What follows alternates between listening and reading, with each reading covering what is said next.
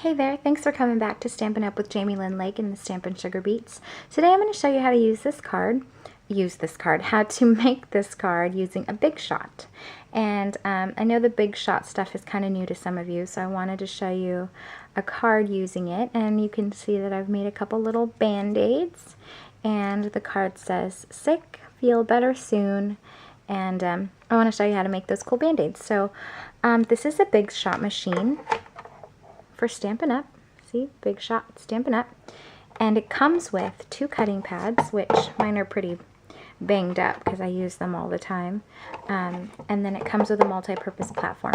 Now this platform you can use with Sizzlets, and it tells you exactly how to do it. So we're going to be using the polka dot embossing folder, which looks like this, and when you open it up it has an indented side and a raised side so it can emboss your paper, and it tells you exactly how to do it. So I'm going to flip over to No tab, and it shows you. You have the multi-purpose platform, the cutting pad, the embossing folder, and then the cutting pad again. So we're going to build our sandwich, if you will.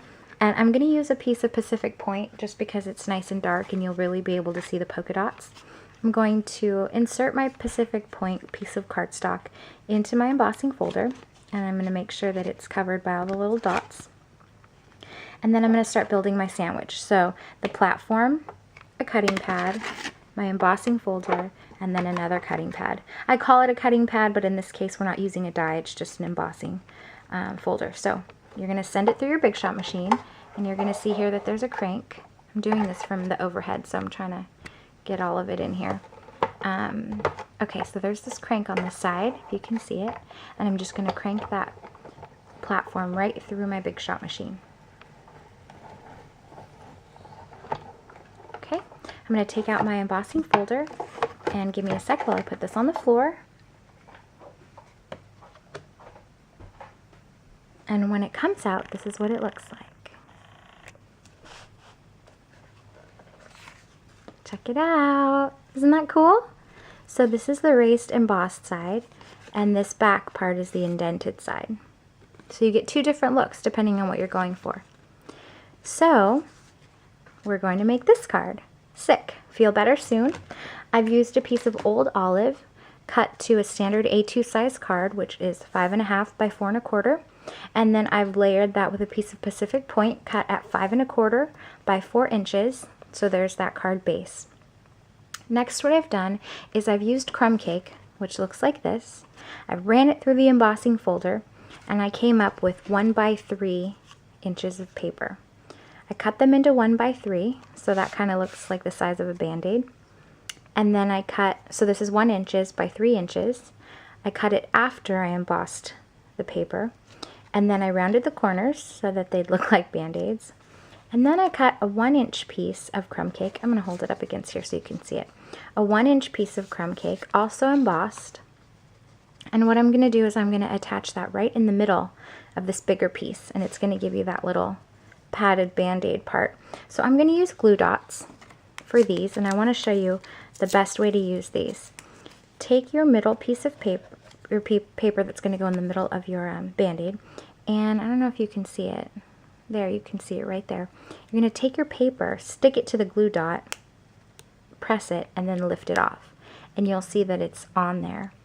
I do not recommend trying to peel these glue dots off with your fingers and trying to stick them on the paper. It's much too difficult, and you're going to get glue dots all over your fingers. So I've used 2 glue dots on the back of this portion of the band-aid. I'm going to stick it right in the middle of my 1 by 3 inch piece. And there you go.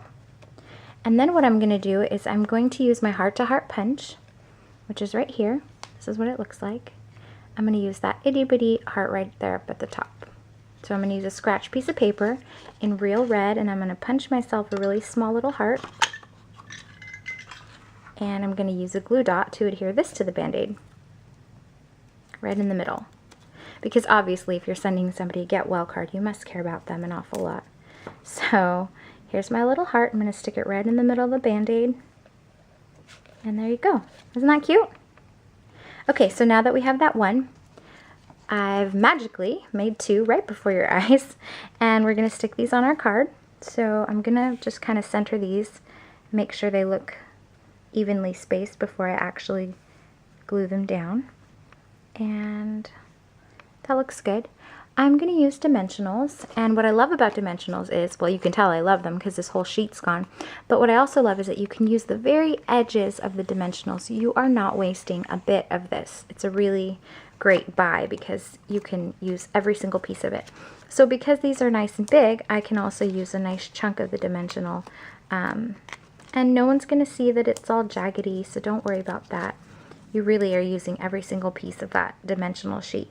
So I'm going to center my Band-Aid at the top, get my other Band-Aid stuck down, and by using these dimensionals on the back of your Band-Aids, you're going to give it another added layer of kind of that 3D look, because not only is your heart popping off the Band-Aid, you have that middle piece of the Band-Aid sticking up off the bigger piece, and now you have the entire Band-Aid popping up off of your card. So it looks really nice. And it looks fancy when you give it to somebody. Okay, so this is the last Band-Aid. I'm going to stick this one down. This piece is being stubborn. There you go. So there's that third Band-Aid. And I'm using the Sentiment Sick, Feel Better Soon, from the stamp set Wordplay. So I already have that on my clear block. And you get it like this. You hold it for a few seconds on your clear block, and you're good to go. Now I'm going to use StazOn. I love StazOn because it's nice and dark and black. This is what it looks like, and the difference between StazOn and regular ink is that StazOn is permanent. So you can stamp it on acrylic. I actually stamp the boys' names on their toys for school, so when they bring them to share day, they don't lose their toys. So I'm going to ink up my stamp, and because I have a clear block, it's very easy to see that I'm stamping right in the middle of my card, right where I want it. So I'm going to go straight down on my card and straight up, and there you go. There it is right before your eyes. Very easy, super cute, and tell me that if you weren't feeling well, that you wouldn't love receiving this card from somebody. I hope you enjoyed. Tune in next time. See you later.